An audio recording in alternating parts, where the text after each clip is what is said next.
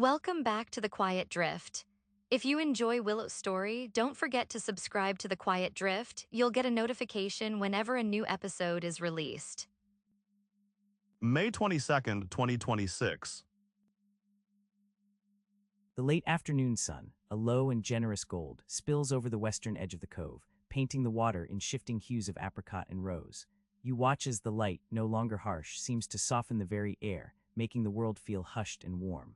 Each ripple on the surface of the sheltered water catches the glow, turning momentary crests into liquid flame before they smooth back into deeper, cooler tones. It is a slow, mesmerizing dance, a silent conversation between light and water that has played out here for centuries. The Myra, your wooden home, rests gently at her mooring, her hull reflecting the sky's quiet palette. The golden light drapes itself across her weathered deck, highlighting the grain of the teak, burnishing the brass fittings to a soft, inviting gleam. You can almost feel the warmth radiating from the wood, a comforting presence beneath your bare feet. A faint scent of old salt and sun-baked timber rises around you, mingled with the crisp, clean breath of pine from the surrounding forest.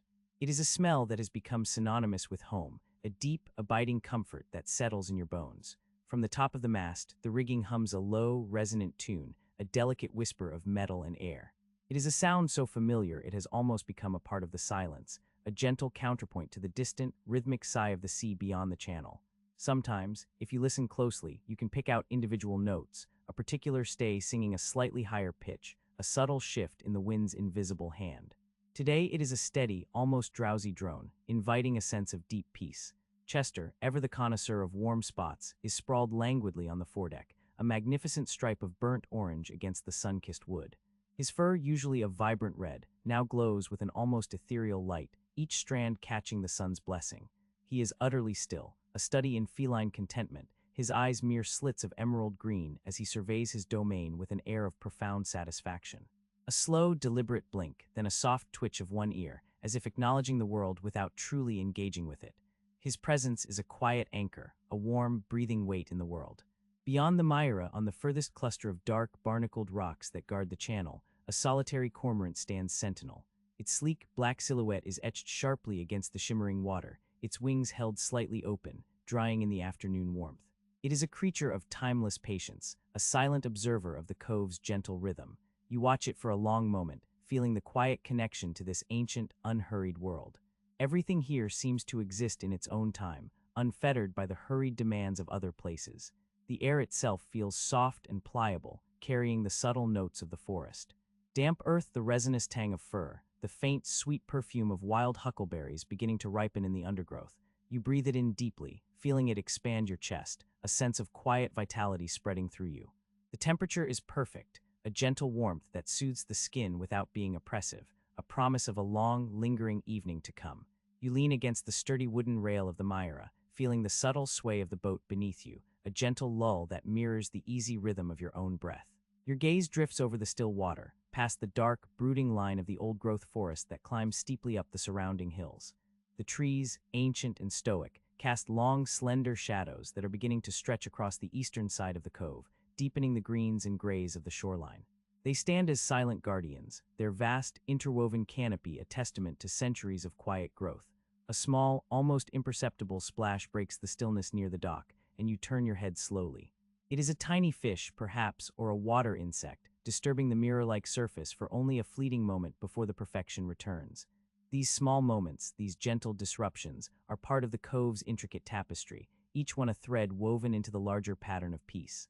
You close your eyes for a moment, letting the warmth of the sun seep into your eyelids, the gentle rocking of the Myra a soft cradle. The sounds of the cove become more distinct in the darkness behind your eyes. The soft lapping of water against the hull, a sound as old as the sea itself. The distant, almost musical cry of a gull circling high above, the faint rustle of leaves in the forest as a whisper of breeze passes through. It is a symphony of quietude, each note a balm for the spirit. When you open your eyes again, the golden light has deepened slightly, taking on a richer, more burnished quality. Chester, sensing your stirring, slowly uncurls himself, stretching with a luxurious, full-body extension that ripples through his muscular frame.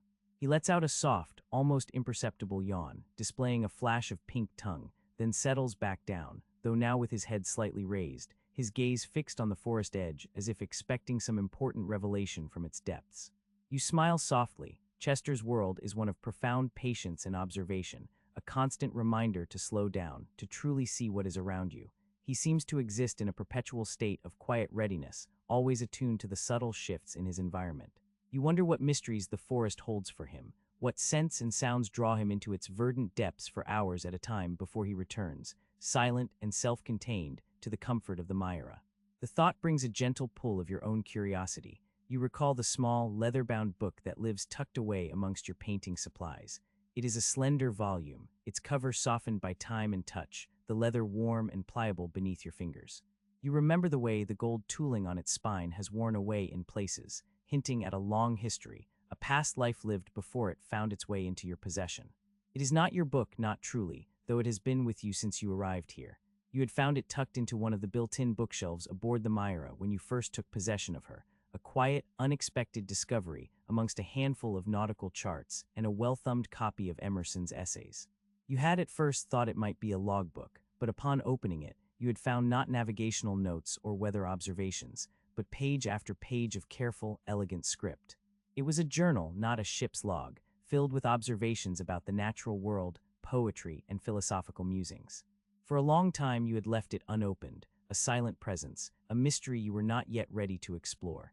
The idea of reading someone else's private thoughts felt like an intrusion, a crossing of a boundary. But as the seasons turned, and the Myra became more and more truly your home, a quiet sense of kinship had grown between you and the anonymous hand that had filled those pages. You often wondered about the person who had written in it, about their life, their dreams, their connection to this very cove. Now, as the golden light begins its slow retreat, deepening the shadows and enriching the colors around you, the thought of the book returns with a gentle insistence. Perhaps today is the day, perhaps the quiet magic of this evening, the way the light seems to hold a secret promise, is an invitation to finally open its pages and let its stories unfold. The world of the cove is already filled with its own gentle mysteries, the unexplained light on the island, Walter's quiet allusions to those who came before, and this book feels like another, waiting patiently to be understood. You turn from the rail and step lightly back onto the deck, the wood feeling warm beneath your bare feet. Chester lifts his head fully now, his tail giving a slow, questioning flick as you move. He watches you with intelligent, unblinking eyes, as if sensing the shift in your thoughts, the quiet decision taking root. You walk towards the companionway, the familiar scent of beeswax and old wood rising to meet you from the cabin below. The air within will be cooler, holding the memories of the day's warmth in a more concentrated way. As you reach the top of the ladder, you glance back at the cove, bathed in the deepening gold. The cormorant is still on its rock, a timeless silhouette. The water continues its gentle lapping against the hull. The rigging whispers its ancient song. The world outside the cabin is settling into the soft, unhurried pace of evening, a rhythm that has become your own. It is a world of quiet wonders, and you feel a profound sense of gratitude to be a part of it, to witness its beauty and its subtle magic. You descend into the cabin, the light softening further as you move below deck. The air here holds the warm, comforting scent of the cast iron stove, even though it is unlit, a ghost of past fires. The oil lamps, still unlit, catch the last vestiges of the sunlight filtering through the small portholes, casting gentle, dancing patterns on the varnished teak bulkheads. It is a space of intimate comfort, built for solitude and reflection. You move towards the small, built-in shelf where your painting supplies reside. The wooden box, worn smooth from countless openings and closings, sits neatly amongst your tubes of watercolor, your soft brushes, and a stack of small, blank canvases. Your fingers reach for it, a quiet tremor of anticipation running through you. It is a small, unhurried action, yet it feels significant, a step into a new, gentle landscape. The book is nestled there just as you remember it, its leather cover a deep, rich brown. You lift it carefully, feeling its weight in your palm, a surprisingly dense object for its size. The leather is cool and smooth beneath your fingertips, the faint scent of old paper and something indefinably sweet clinging to its pages. You trace the faint, almost erased gold tooling on its spine, wondering about the hands that had held it before, the eyes that had read its words, the thoughts that had been committed to its pages. It feels like holding a piece of someone's quiet history, a fragment of a life lived long ago, perhaps in this very cove. You carry the book to the small folding table in the center of the cabin, unfolding the table with a soft click of wood on wood.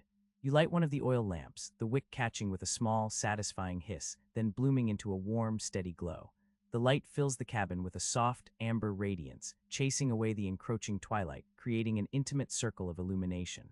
The flame dances gently, casting long, wavering shadows that make the cabin feel even more snug and inviting. Sitting down on the small berth, you position the lamp so its light falls directly onto the book.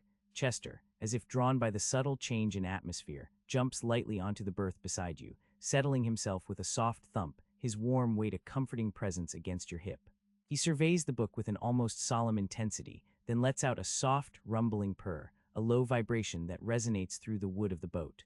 It is a sound of profound contentment, a quiet blessing on the moment. You open the book to the first page, the paper rustling softly, a delicate, almost musical sound. The script is elegant, a flowing hand that speaks of a different era, a time when penmanship was an art form. The ink, though faded slightly with age, is still legible, a testament to the care with which these words were written. You take a slow, deep breath, letting the quiet anticipation settle. The first entry is dated simply, with no year, only a month and day that is close to your own birthday, though not quite. It begins not with a description of the day, but with an observation about the quality of the light, much like the light you witnessed just moments ago. You read the words slowly, letting them form in your mind, feeling the gentle resonance they evoke. The language is evocative, thoughtful, a quiet invitation into another's inner world. As you read, the sounds of the cove continue their soft murmur around you, the steady lapping of water, the distant cry of a night bird, the gentle creak of the Myra settling deeper into her berth as the tide begins its slow turn. The air in the cabin is warm, infused with the scent of lamp oil and old paper, a comforting blend that wraps around you like a soft blanket.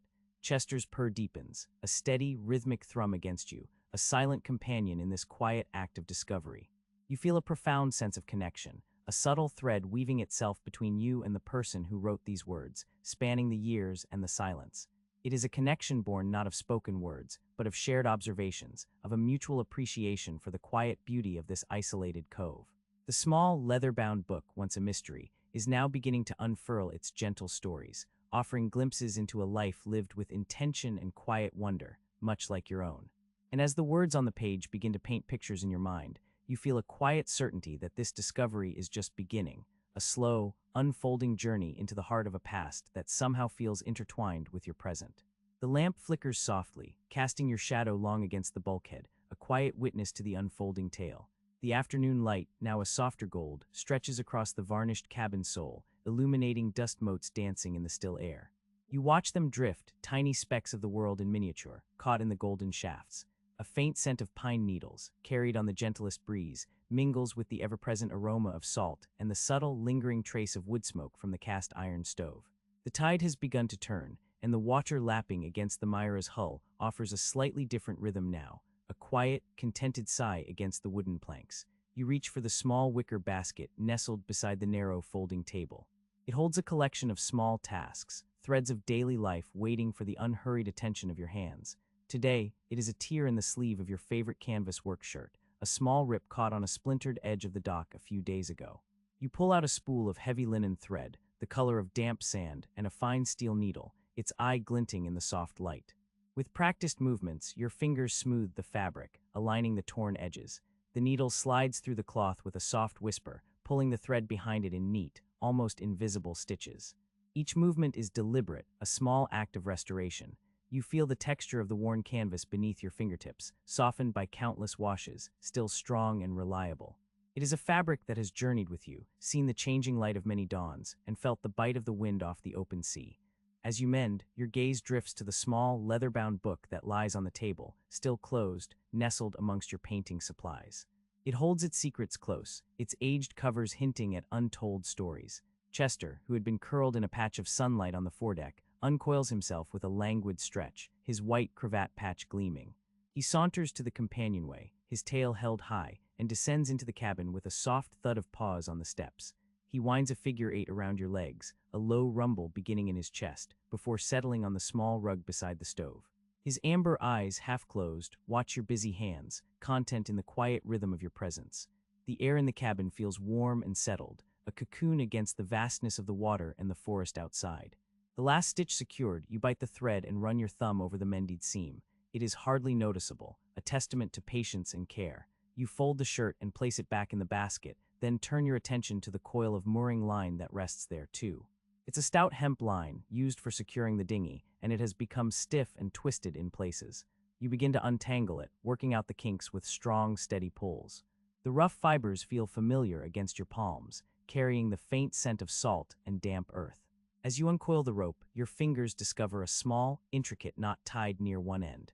It's not a knot you recognize from your own sailing, nor one you've ever used. It's a decorative knot, a complex weave of strands, almost like a tiny woven basket.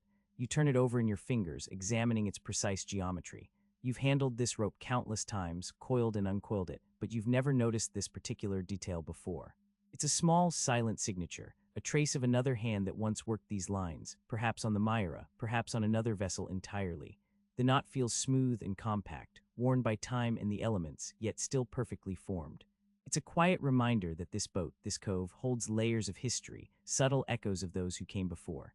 A distant call of a heron, a long, mournful cry, drifts from the far side of the cove, carrying over the placid water. The sound accentuates the stillness, making the silence that follows feel even deeper, richer. You finish coiling the rope, laying it in a neat spiral, the unfamiliar knot now at the very center, a tiny, intriguing secret nestled within the familiar. With the mending and coiling complete, you rise and make your way to the small galley. The preparations for the evening meal are always a slow, deliberate ritual. You take down a copper pot from its hook, its surface gleaming with a soft patina that catches the golden light. From the wooden crate tucked beneath the counter, you select a few small potatoes, firm and earthy, and a single onion, its papery skin whispering as you peel it. The sound of water running from the hand pump into the pot is a gentle gurgle, a small splash that echoes in the quiet cabin. You slice the potatoes into small, even cubes, the knife making soft, rhythmic thuds against the cutting board. The onion's sharp, sweet aroma fills the air as you chop it, bringing a momentary prickle to your eyes. You add a knob of butter to the pot, letting it melt slowly over the low flame of the propane stove, its bubbling a soft, contented sound. The scent of sizzling onion and potato soon begins to perfume the air, a warm, inviting promise of nourishment.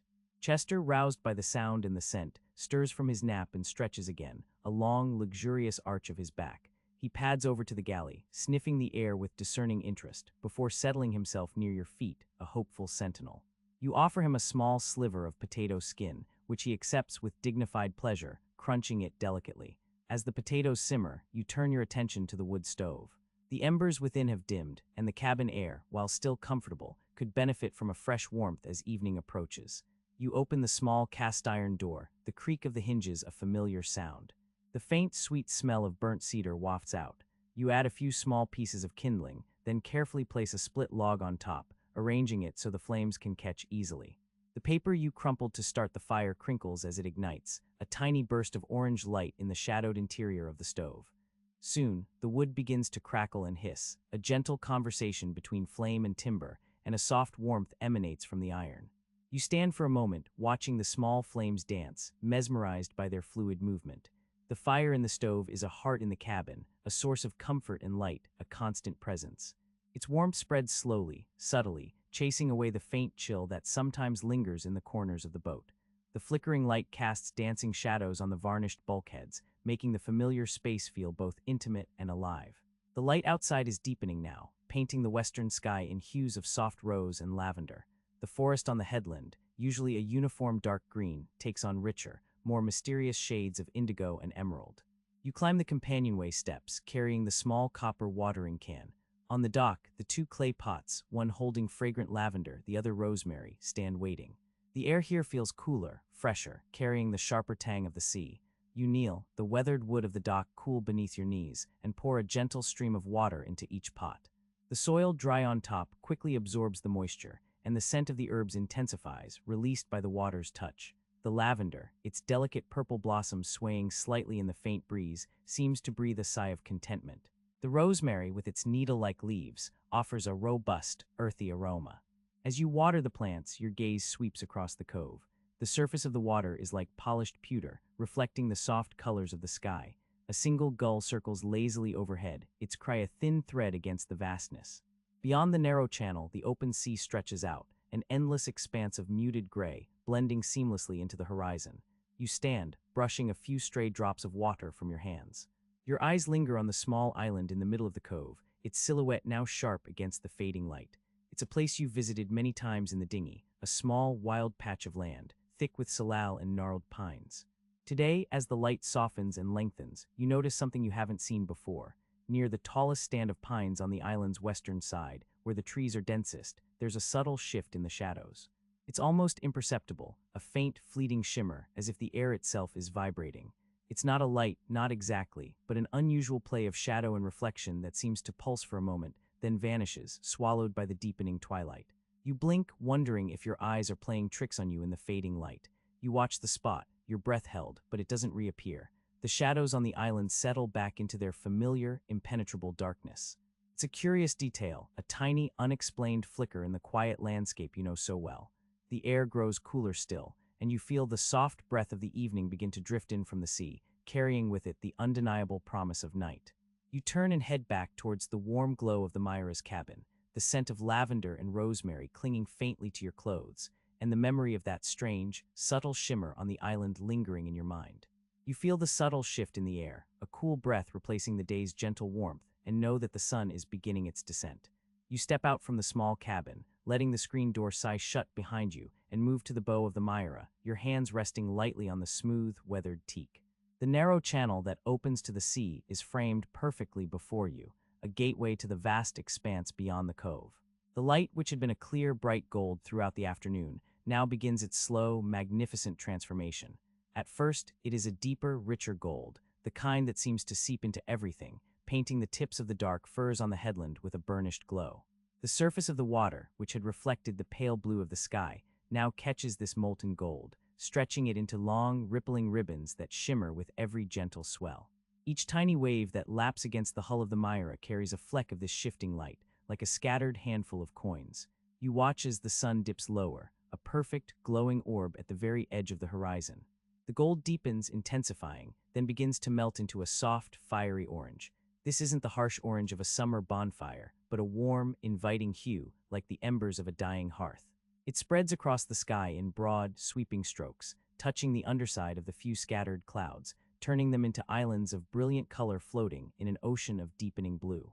The forest, which moments ago seemed to hold the remnants of daylight within its shadows, now stands in stark silhouette against this blazing backdrop, each tree a dark, intricate etching against the canvas of the sky.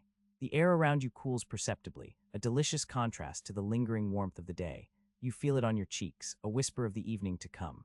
The scent of pine needles, warmed by the sun, begins to mingle with the sharper, cleaner tang of salt from the sea, carried in on the gentle breeze that now rustles through the rigging of the Myra. The occasional creak of the mast, a soft, rhythmic groan of wood against metal, is the only sound that breaks the stillness, a quiet lullaby for the fading day. As the sun continues its slow descent, the orange begins to soften, bleeding into the most delicate shades of rose and pink. These are not vibrant, startling colors, but rather the muted, ethereal hues of a watercolor painting. They stain the western sky, a wash of gentle color that seems to hold a quiet promise. The water below mirrors this transformation, reflecting the sky's blush in shimmering, broken patterns. It's as if the sea itself is sighing, exhaling the last of the day's light. You lean against the railing, your gaze fixed on the horizon, feeling a profound sense of peace settle over you. This daily ritual, this quiet unfolding of light and shadow, is a constant source of wonder. There's a timelessness to it, a sense that countless evenings have unfurled in precisely this way, in this very cove, long before you arrived, and will continue long after you are gone. It connects you to something larger, something ancient and enduring. The pinks deepen, then slowly, almost imperceptibly, begin to give way to the deeper, more profound blues of dusk. The last sliver of the sun vanishes below the horizon, leaving behind a lingering afterglow, a memory of its warmth. The sky above you is now a magnificent gradient, from the pale, bruised purples and lavenders directly overhead to the deep, indigo band along the eastern edge of the cove. The shadows in the forest deepen, merging into an impenetrable wall of darkness, broken only by the faint silver gleam of the distant channel. The temperature drops another degree, and you find yourself wrapping your arms around yourself, not out of cold, but from a natural instinct to draw inward, to embrace the quiet intimacy of the approaching night. The air smells cooler now, the damp earth sent from the forest floor rising to meet the crisp salt tang. You can hear the distant, steady murmur of the ocean beyond the channel, a soft, rhythmic pulse that is both comforting and vast. Suddenly, a tiny pinprick of light appears in the deepening blue above you. It is the first star, impossibly distant, yet brilliantly clear against the darkening canvas. Then another and another, until the sky begins to prickle with their silent fire. Each one seems to appear with a soft, ethereal pop, though no sound reaches your ears. They are diamonds scattered across velvet, promising the deep, quiet brilliance of the night. You stand there for a long time, simply watching, simply breathing. The world is narrowing, softening, shedding the sharp edges of day. The Myra itself seems to settle deeper into the water, its timbers sighing contentedly. The gentle rocking motion, barely perceptible, is a steady, reassuring rhythm. Chester, you notice, has emerged from some hidden corner of the deck and now sits silently by your feet, his orange fur a dark smudge in the fading light, his gaze also directed out towards the channel. He is a quiet observer, a silent companion in this twilight vigil. The light continues to drain from the sky, leaving behind a deep, velvety blue that promises the full dark of night. The forest, so distinct in the day, is now a monolithic presence, a dark, silent guardian around the cove. The water, no longer reflecting the hues of the sky, turns to a deep, inky black, disturbed only by the occasional phosphorescent flicker where a fish breaks the surface or an oar dips in the water. The Myra's mast, which had stood out against the sky, now blends into the darkness above, its rigging a delicate web of lines against the nascent stars. You feel a sense of quiet contentment, a profound gratitude for these moments of stillness. This is the rhythm of your life here, a gentle ebb and flow, a constant dialogue with the natural world. There is no rush, no urgency, only the unfolding of each moment, each breath. The mysteries of the Myra, the rolled chart, the old tin of letters, the faint name on the hull, they recede for a moment, waiting patiently in the quiet corners of your mind, like shadows gathering in the cabin. For now there is only the encroaching darkness, the chill in the air, the distant whisper of the sea, and the first scattered stars. The world has grown still, held in the soft embrace of night. The last sliver of sun dips below the western horizon, painting the sky in fading streaks of rose and lavender. You watch the light soften, the sharp edges of the forest across the cove blurring into a deep, indistinct green. A cool draft whispers through the open companionway, carrying the scent of salt and damp earth, a hint of pine needles underfoot on the path. The air grows heavier, saturated with the quiet that settles over the cove at dusk. The distant cry of a gull echoes once, a lonely sound, before silence reclaims its reign. You turn from the companionway, the cooler air prompting a small shiver. Inside the Myra, the cabin is steeped in twilight, the rich teak paneling absorbing the last vestiges of daylight, leaving the space in a soft, hazy gloom. You reach for the small brass oil lamp hanging beside the galley, its wick already trimmed, the reservoir filled with clear, golden oil. The strike of the match is a surprisingly loud crack in the stillness, a brief flare of sulfur, then the delicate bloom of a flame. The light from the lamp washes over the cabin, an amber tide that transforms the familiar space. The varnished teak gleams with a deep, honeyed warmth, every grain brought to life, catching and holding the gentle glow. Shadows stretch and sway with the imperceptible rocking of the boat, dancing across the curved hull, making the small space feel both intimate and alive. The copper pots, hanging neatly above the tiny propane stove, shimmer with a soft, burnished gleam, reflecting the lamplight in miniature suns. The ceramic dishes with their delicate blue flowers, stacked in a custom-built rack, seem to bloom with a deeper color in the rich light. You move through the cabin with a practiced ease, your steps silent on the polished floorboards. Every reach, every turn, every small adjustment is a familiar dance in this space you know so intimately. Your hand finds the small, cast-iron wood stove, its surface still radiating a faint residual warmth from the day's fire. You open the damper, a soft metallic asterisk clink asterisk, and then the small door, peering into the dark interior. A few embers still glow, pinpricks of orange in the gray ash. You add a small piece of kindling, then a slightly larger piece of split fir, the wood dry and fragrant. With a poke from the small iron poker, the embers catch, and a fragile flame begins to curl around the wood, a miniature sunrise in the heart of the cabin. The crackle of the new fire is a comforting counterpoint to the gentle lapping of water against the hull. Chester, who had been curled in a tight ball on the narrow sleeping berth in the bow, uncurls with a languid stretch, his red-orange fur a deeper hue in the lamplight. He hops down, lands silently, and weaves around your legs once, a soft brush against your jeans, before settling himself near the stove, his eyes half closed, soaking in the nascent warmth. A low rumble starts in his chest, a soft, contented purr that vibrates through the quiet air. Your evening ritual unfolds with the same unhurried rhythm as the tides outside. You fetch a small loaf of sourdough bread from its cloth bag, the crust a deep golden brown, smelling faintly of yeast and wood smoke. You slice it carefully with a small, sharp knife, the blade singing softly against the cutting board. From a ceramic bowl, you scoop a generous portion of a hearty vegetable stew, still warm from being simmered gently over the stove earlier in the day. The aroma of herbs and root vegetables fills the small galley, a savory counterpoint to the sweetness of the wood smoke. You pour a mug of hot herbal tea, the steam rising in delicate tendrils, catching the lamplight. Then you settle at the small folding table, unfolding it with a quiet asterisk click asterisk against the hull. The table, a piece of beautifully crafted teak, bears the marks of countless meals, countless moments of quiet contemplation.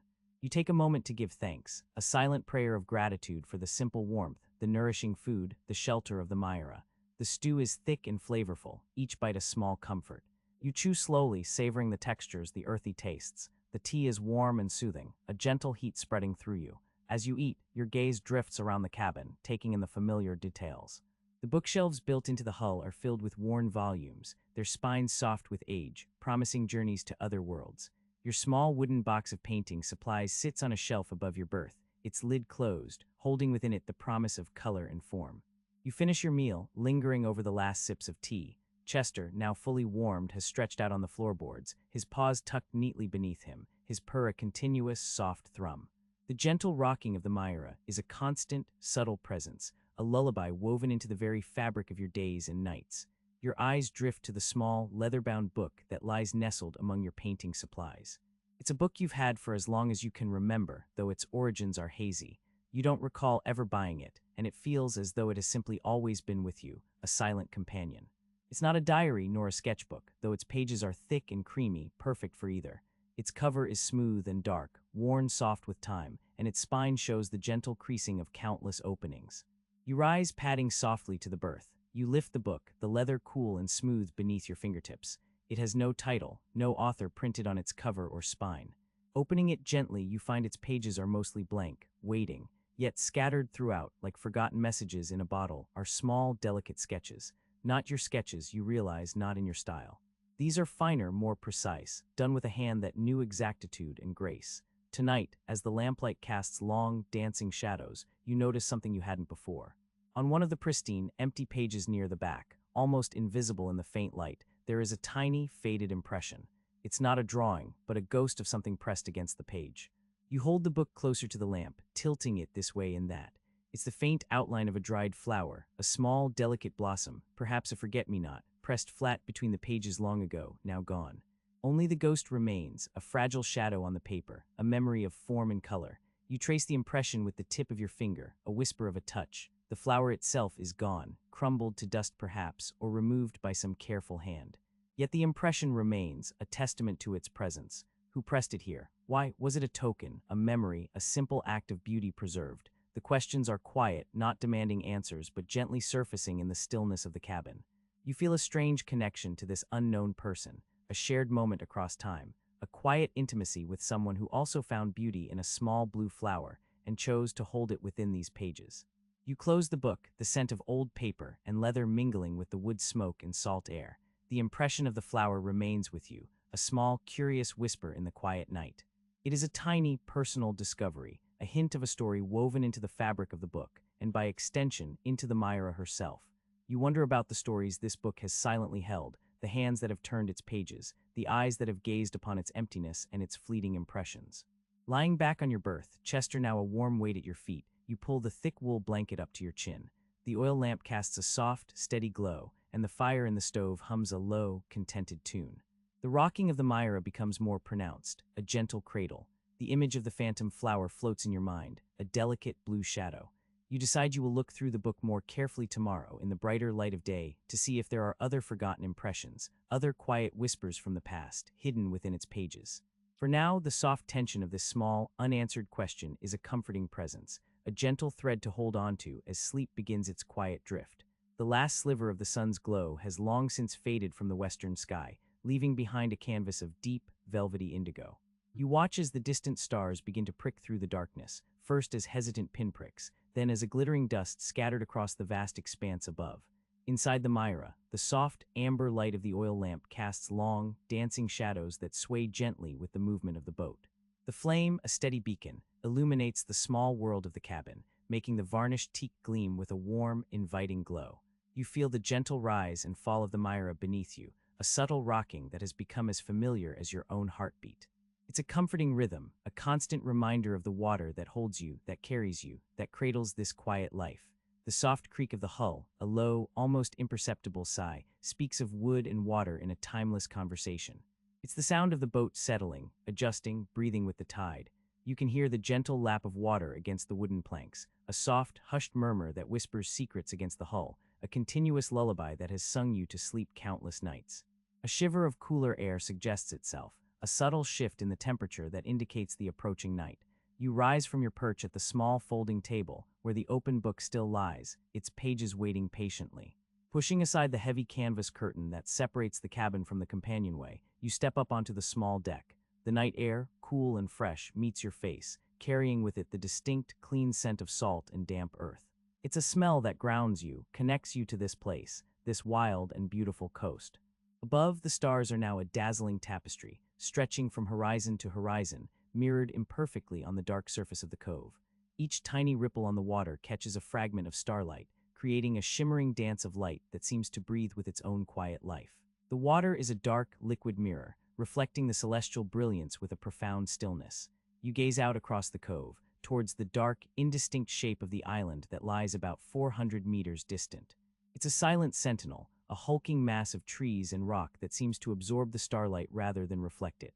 The trees on the island are a darker smudge against the less dark sky, their collective presence a comforting, ancient guardian.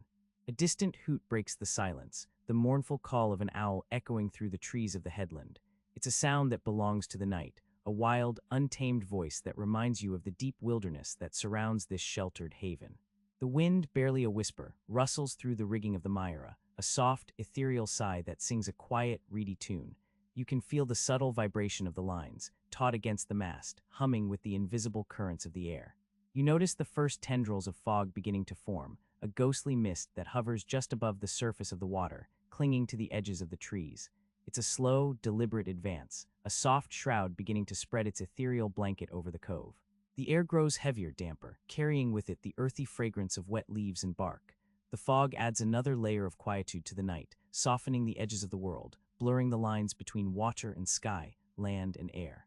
It creates a sense of profound enclosure, of being held within a soft, nebulous embrace. You lean against the sturdy railing of the Myra, your hands resting on the smooth, cool wood. The silence of the cove is not an empty silence, but a silence teeming with life, with the subtle symphony of nature. It's a silence that invites introspection, that encourages a deep listening, not just to the sounds around you, but to the quiet stirrings within. As you stand there, bathed in the soft starlight and the gentle coolness of the fog-kissed air, a profound sense of gratitude washes over you. It's not a boisterous or exuberant feeling, but a deep, quiet warmth that spreads through your chest. You think of the journey that brought you here, the long, solitary sail up the coast, the unknown destination that beckoned with a silent promise. And then this cove, appearing like a welcoming arm, offering shelter and stillness. This life you've chosen here on the Myra is one of deliberate simplicity, of unhurried days and star-filled nights. There's a profound peace in the rhythmic tasks of daily living, tending the fire, mending a sail, preparing a simple meal, reading by lamplight. Each action is imbued with a quiet purpose, a connection to the tangible world. You feel a deep contentment in the absence of urgency, in the slow unfolding of time. There are no demands here, no insistent voices, no expectations save those you place upon yourself. It's a freedom that feels both vast and intimate, stretching out across the endless ocean and nestled within the small, warm cabin of your boat. You feel a quiet wonder at the beauty that surrounds you, the endless sky, the ancient trees, the ever-present water. It's a beauty that doesn't demand attention, but simply is asterisk, inviting you to observe, to appreciate, to become a part of its gentle rhythm. There's a deep satisfaction in knowing that this place, this Myra, this life, is yours, shaped by your own hands and your own choices. It's a feeling of being exactly where you are meant to be at this moment, under these stars, in this quiet, drifting world. A soft, almost imperceptible purr brushes against your leg. You look down to see Chester, a dark orange shape in the gloom, rubbing against your trousers, his tail twitching in a slow, contented sweep. He had appeared silently, as he always does, a furry shadow materializing from the deeper darkness. You reach down to stroke his soft fur, feeling the vibration of his purr against your fingertips. His presence is another thread in the rich tapestry of this life, a comforting, independent companion who shares this quiet existence with you. You think of Walter, up in his stone cottage on the headland, perhaps sitting by his own fire, looking out at the same stars, feeling the same soft mist begin to gather. He is another anchor in this world, a quiet, knowing presence who offered you this haven without question, without expectation. There's a sense of belonging here, not just to the land or the water, but to the gentle, unspoken connection with the few souls who share this remote corner of the world. As the fog deepens, obscuring the distant shoreline, the world around you seems to shrink, becoming more intimate, more enclosed. The light from the Myra's oil lamp spills onto the deck in a warm circle, a small beacon in the gathering mist. You can hear the soft drip of moisture from the rigging, a quiet percussion against the wooden deck, as the fog settles and condenses. The air grows heavier, sweeter, carrying the subtle, musky scent of damp earth and decaying leaves from the forest. You take a deep, slow breath, letting the cool, clean air fill your lungs. It's a moment of profound stillness, of simply being asterisk. There's no need to think, no need to plan, just to feel the gentle sway of the boat, the cool air on your skin, the soft weight of Chester's head against your hand. This quietude is a balm, a gentle embrace for the soul. You close your eyes for a moment, letting the sounds of the night wash over you, the lapping water, the distant owl, the soft sigh of the wind in the rigging, the rhythmic creak of the hull. Each sound is a thread in the rich tapestry of the night, weaving together a symphony of peace. You open your eyes again, looking out into the thickening fog, which has now begun to obscure the distant lights of the village, if there were any to be seen. The world outside the cove has receded, leaving only this intimate, fog-bound sanctuary. The light on the island, the faint, shimmering glow you've occasionally glimpsed in the deepest hours of the night, is not visible tonight. The fog is too thick, too encompassing, or perhaps it simply isn't there. It's a curious thing, that light, a fleeting presence that never seems to reveal itself fully, always just on the edge of perception. You wonder about it sometimes, what it might be, who might be there, sending out that gentle, almost ethereal glow. But tonight, the fog holds its secrets close, a soft, impenetrable curtain. You feel a gentle pull, a quiet call from the warmth and stillness of the cabin below. The world on deck, though beautiful, is becoming increasingly damp and cool. Chester, sensing your thoughts, gives a soft headbutt against your hand before slipping away, a silent orange shadow disappearing into the companionway.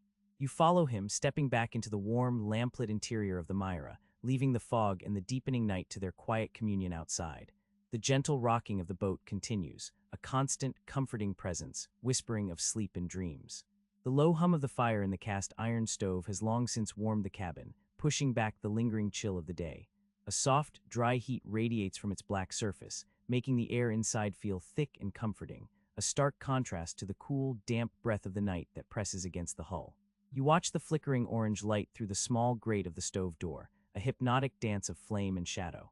Each tiny spark that rises and dies within the dark confines of the iron seems to tell a fleeting story, a brief burst of intensity before fading into the deep, glowing embers. The rhythmic whisper of the fire, the subtle crackle of wood settling, becomes the heartbeat of the boat. Outside, the world has hushed to a profound stillness. The earlier breeze has died down to a barely perceptible sigh, leaving the rigging silent, no longer singing its thin, reedy song. The only sound from beyond the Myra's wooden shell is the gentle, continuous lapping of water against the hull, a soft, insistent rhythm that has become as familiar as your own breathing. It's a sound that holds the promise of endless movement, even as the boat itself remains steadfastly moored. Each tiny wave, a whisper against the aged wood, carries with it the scent of salt and damp earth, a wild, untamed fragrance that seeps into the quiet warmth of the cabin. You are settled in the narrow berth, propped against a worn canvas cushion, the thick wool blanket pulled up to your waist. Chester, a warm weight of purring contentment, has curled himself into a perfect circle at the foot of the berth, his orange fur a deeper shade in the soft lamplight. His purr is a low, rumbling vibration that you can feel through the wooden frame of the boat, a steady, comforting presence. Sometimes he twitches an ear or a paw, as if dreaming of some unseen forest chase, but mostly he is utterly still, a creature perfectly at peace.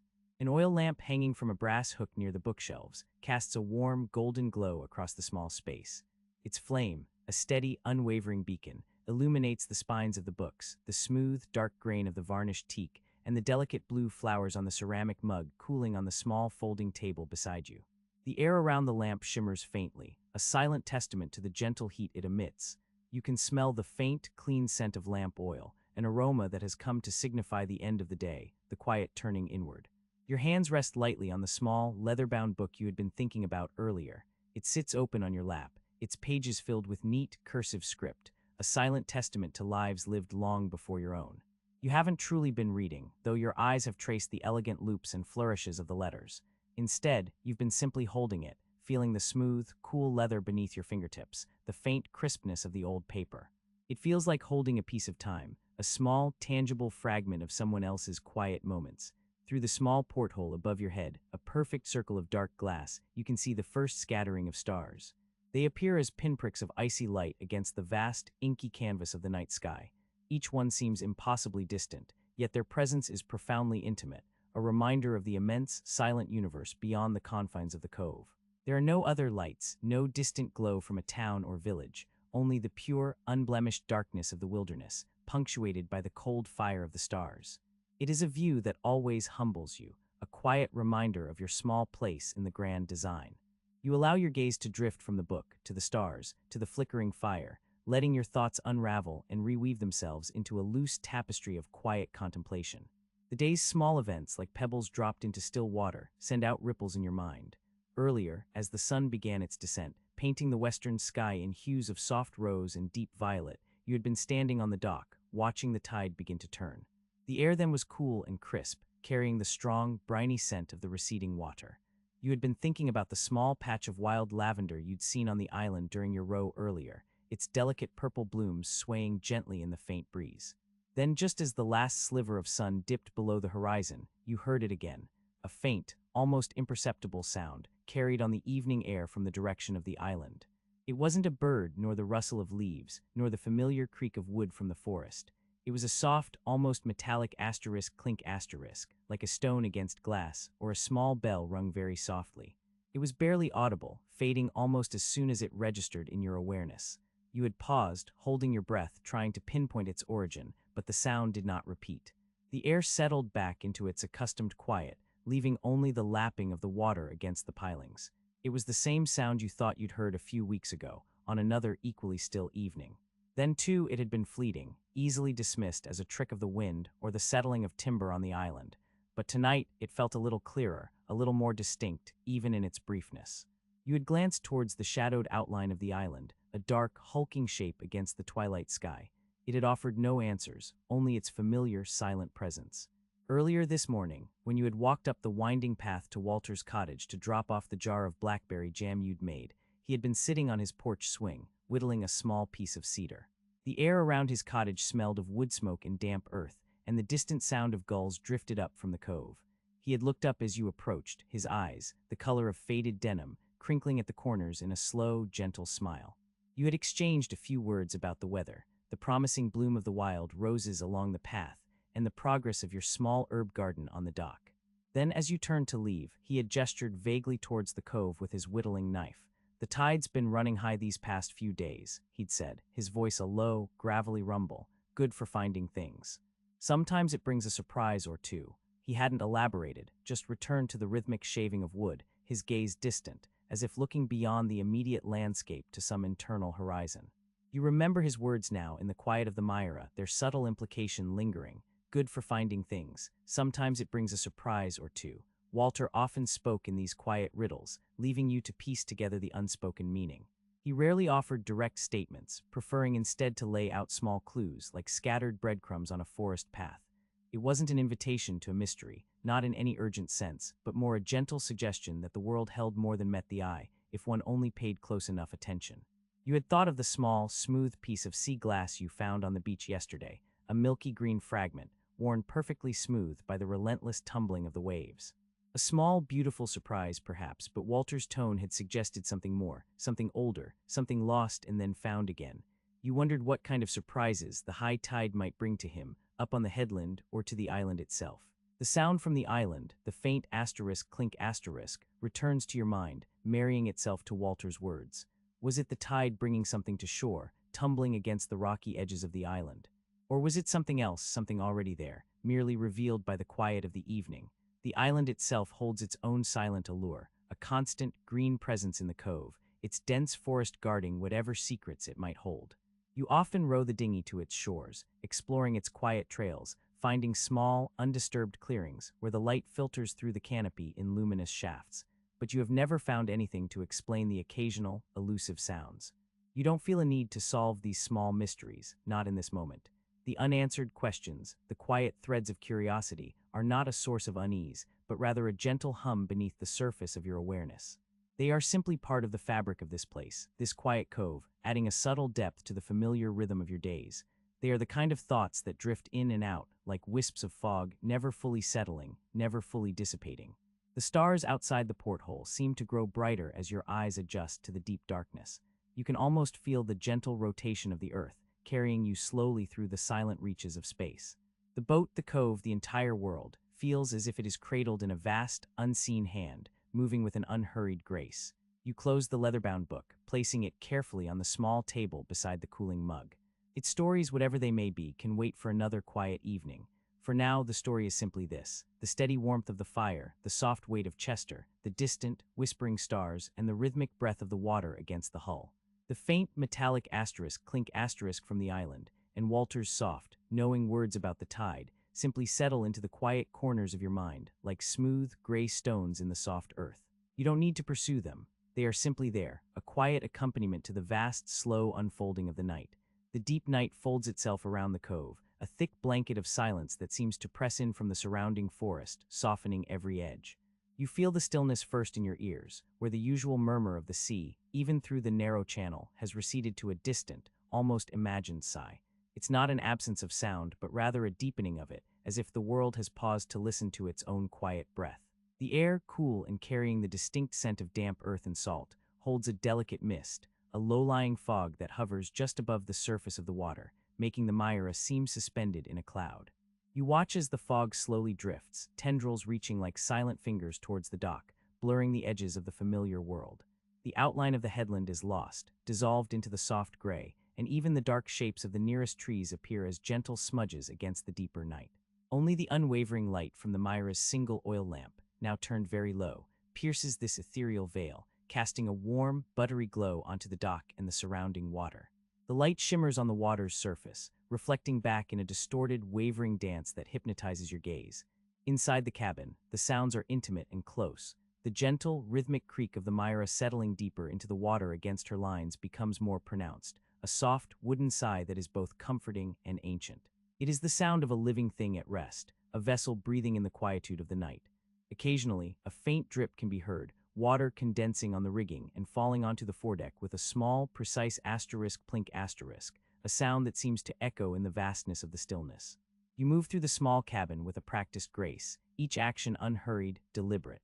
The scent of wood smoke still lingers faintly in the air from the cast iron stove, a warm, earthy aroma that mixes with the subtle sweetness of the beeswax polished willow used on the teak earlier. The small flame in the stove is barely visible, a deep orange heart glowing behind the grates, a testament to the embers banked for the night.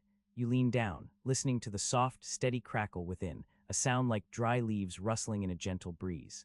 With a small brass poker, you carefully adjust the last pieces of wood, ensuring they are nestled tightly, covered by a fine layer of ash. This small ritual, performed every night, ensures that a few glowing embers will remain until morning, ready to coax back to life with kindling and a gentle breath. The faint warmth emanating from the stove is a reassuring presence, a silent promise of comfort against the coolness of the deep night. You turn from the stove, your gaze drifting around the small, familiar space. The oil lamp, hanging from its brass hook, casts long, dancing shadows on the varnished teak bulkheads. The shelves built into the hull, filled with books and small, treasured objects, seem to recede into the soft gloom, their details softened by the low light. The copper pots hanging in the galley gleam dully, catching and reflecting the lamp's glow in a muted way. Your hands move to the folding table, clearing away the last remnants of the day. The ceramic dishes with their small blue flowers are already washed and stacked, but a solitary mug, now cool, stands on the polished wood. You pick it up, feeling its smooth weight, and carry it to the small basin in the galley, rinsing it under the hand pump. The sound of the water, a quiet gurgle and splash, seems surprisingly loud in the profound silence of the cabin, then quickly fades. Next, you attend to the linens. The small, crocheted blanket that usually drapes over the back of the folding chair is carefully folded and placed on the shelf above the berth. The simple cotton sheet that covers the mattress is smoothed with your hands, drawing out any wrinkles, a small act of preparation for the night's rest. Each fold, each smoothing motion, is slow and mindful, a quiet conversation between your hands and the familiar textures of the cabin. You notice Chester, who has been curled in a tight ball on the small rug near the stove, slowly uncoil himself. His eyes, now luminous in the low light, blink slowly before he stretches, long and languid, his front paws extending forward, claws gently kneading the rug. He yawns, a tiny, silent opening of his mouth, revealing a flash of pink tongue. Then, with a graceful leap, he lands on the edge of the sleeping berth, his weight a soft thud. You watch as he makes his way to the foot of the bed, circling twice before settling into his usual spot. His soft purr, a low, resonant rumble, is now clearly audible in the stillness, a comforting vibration that fills the small space. It is a sound of contentment, of belonging, a quiet counterpoint to the creak of the hull and the distant sigh of the sea. You pull back the heavy woolen blanket, its familiar scent of lanolin and faint wood smoke, a part of the evening ritual. The cool air against your skin is a brief, refreshing sensation before you slip beneath the weight of the covers. The mattress, firm and supportive, cradles your body, and you feel the gentle sway of the Myra, a subtle, almost imperceptible rocking that deepens the sense of being held. Chester shifts slightly at the foot of the berth, his weight a warm, solid presence. You can feel the soft rise and fall of his breathing, a rhythm that soon begins to synchronize with your own. The cabin is now almost entirely dark, save for the faint, golden halo around the turned-down wick of the oil lamp. Its light is barely a whisper, just enough to outline the familiar shapes of the cabin, turning them into soft, blurred forms. Your gaze travels to the small, leather-bound book that lies on the shelf above your head, nestled beside a small collection of poetry. Its cover, smooth and worn from years of handling, seems to absorb the last vestiges of light. You remember the feeling of its pages beneath your fingers, the delicate scent of old paper and ink. What stories, what quiet observations, what forgotten wisdom might be held within its unassuming covers. You imagine the hands that once held it, the eyes that once traced its words, wondering about the lives and thoughts of those who came before. The thought of the book and the quiet mysteries it holds is a gentle thread that weaves its way through your mind. It's a curiosity that feels soft, not demanding, simply present. You wonder if Walter might know anything about it, if he would recognize the small, almost faded inscription on the inside cover that you hadn't been able to quite decipher in the dim light. There is a quiet satisfaction in this unanswered question, a gentle invitation to ponder, to imagine. You reach out, not to the book, but to the brass knob of the oil lamp, turning it slowly. The small flame shrinks, then flickers, and then, with a soft hiss, it extinguishes completely. Darkness descends, a profound and complete embrace. Yet even in the darkness, the world is not silent. The rhythmic asterisk swishlap asterisk of the water against the Myra's hull becomes the dominant sound, a lullaby that has cradled you through countless nights. It is a constant, ancient rhythm, a reminder of the vast, unseen ocean beyond the channel. You feel the subtle shift of the boat with each passing ripple, a gentle, almost imperceptible rocking that resonates deep within you. The scent of salt and damp earth seems to deepen in the darkness, wrapping itself around you. You can almost taste the cool, misty air that filters through the small hatch above. Chester's purr is a steady, low thrum, a warm vibration against your feet. You close your eyes, letting the sounds and sensations of the night wash over you. The stillness is not an emptiness, but a rich tapestry woven from the gentle creak of wood, the soft breath of the cat, the whispered secrets of the water. The questions about the book, about the quiet histories it might contain, float gently in the quiet dark, not demanding answers but simply lingering, a soft invitation to dream. The soft lamplight, now a mere ember of glow from the wick, casts long, dancing shadows that stretch and sway with the gentle movement of the Myra. You watch them for a moment, an unhurried, silent ballet against the varnished teak bulkheads, until your eyelids feel heavy and the effort of watching becomes too much. The scent of wood smoke, faint and comforting, lingers in the air, a memory of the fire now reduced to soft, glowing coals in the cast iron stove. The heat still radiates, a gentle warmth that permeates the narrow berth, chasing away the last lingering chill of the evening. You draw the thick woolen blanket higher, the familiar weight a comforting presence against your body. The weave is coarse but soft, a texture that speaks of honest craftsmanship and long use. It smells faintly of cedar and sun-warmed linen, a blend of the boat itself and the freshness of the air. Beneath the blanket, the mattress cradles you, a firm but yielding support that has shaped itself to your form over countless nights. The small space of the berth feels like a cocoon, a sanctuary within a sanctuary. Chester, a warm, purring weight at the foot of the berth, shifts slightly, his breath a soft, rhythmic huff against the blanket. You can feel the vibration of his purr through the mattress, a deep, resonant rumble that is as much a feeling as a sound. It's a steady, unwavering rhythm, a heartbeat in the quiet dark. His presence is a silent reassurance, a warm, living anchor in the stillness of the night. You reach out a hand, finding the familiar softness of his fur, stroking the white patch on his throat like a small cravat. He leans into your touch for a moment, then settles back into his deep, contented slumber, his purr a quiet, undulating wave. Beyond the hull, the water whispers. It's the softest sound imaginable, a gentle lapping and sighing against the wooden planks, a barely perceptible rhythm that is as old as the sea itself. It speaks of tides moving, of the ocean breathing in and out, a vast, ancient presence just beyond the narrow channel. The Myra responds to this unseen current with a slow, almost imperceptible sway, a gentle rock that lulls you deeper into comfort. You close your eyes, letting the darkness behind your eyelids deepen, letting the sounds and sensations of the boat become the entirety of your world. The warmth spreads through you, from the tips of your toes to the crown of your head, a deep, pervasive comfort that settles into your bones. The air, now still and soft, carries the faint, sweet scent of the lavender from the clay pot on the dock, mingled with the clean, sharp tang of salt from the open sea. These are the smells of home, of belonging, of a quiet life lived in harmony with the natural world. Each breath you take is long and slow, drawing in the peace, letting out the last vestiges of the day's gentle activity. Your muscles relax one by one, releasing their hold, sinking deeper into the soft embrace of the mattress. The boat rocks, gentle, gentle, a cradle on the water. The water whispers, soft, soft, a lullaby for the night.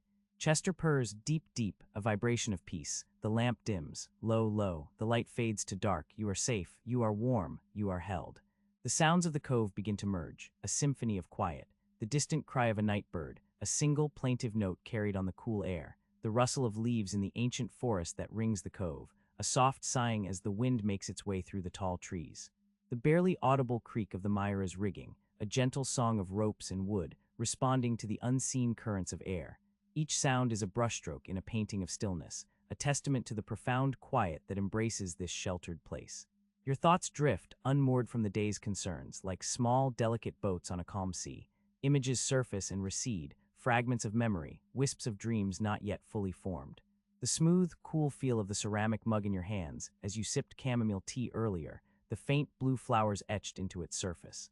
The way the light caught the dust motes dancing in the afternoon sunbeam that slanted through the main hatch. The quiet smile on Walter's face as he spoke of the old days, his words slow and measured, full of unspoken stories. The small leather-bound book from your painting supplies box comes to mind again, its pages waiting, its cover smooth beneath your fingertips. What stories it holds, what hands have turned its pages, what eyes have read its words. The thought is a gentle current, pulling you softly, not towards a destination, but simply further out into the calm expanse of rest.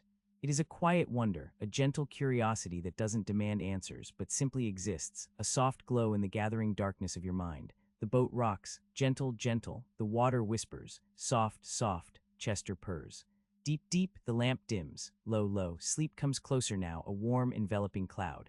Your breath deepens, slows, becomes an unconscious rhythm. The world narrows, drawing in from the forest, from the cove, from the Myra itself, until it is only the warmth of your berth, the weight of the blanket, the quiet presence of Chester. The gentle sway of the boat is a constant, unwavering pulse, a heartbeat that mirrors your own, slowing, slowing. The last of the lamplight flickers, a final, hesitant sigh, and then it is gone. Darkness, profound and complete, fills the cabin, broken only by the faint, diffused light that filters in through the portholes from the star-strewn sky outside. It is a friendly darkness, a familiar darkness, a darkness that holds no fear, only peace. You feel yourself slipping, drifting, a leaf upon a stream. The edges of your awareness soften, blur. The sounds of the cove become indistinguishable from the sounds within your own mind, all merging into a single, harmonious hum. The cool air on your cheek, the warmth of the blanket, the soft pressure of Chester's weight, all these sensations become one, a comforting whole. The quiet of the cove settles around you like a second skin, a protective embrace. There is nothing to do, nowhere to go, no thoughts to chase. Only this moment, suspended in time on the gentle breath of the sea. The image of the small leather-bound book drifts back into your mind, its pages unread, its stories untold. You wonder if the stories within it are as quiet as this night, as full of hidden beauty. You decide in that soft space between waking and sleep that you will open it tomorrow. Just one page, just to see, and then you are gone. The boat still rocks, the water still whispers, Chester still purrs, but you are elsewhere, carried on the quiet current of dreams. This is the end of today's episode. Did you listen to the whole story? Share your experience in the comments. Don't forget to subscribe to The Quiet Drift. We'll be back tomorrow. Until then.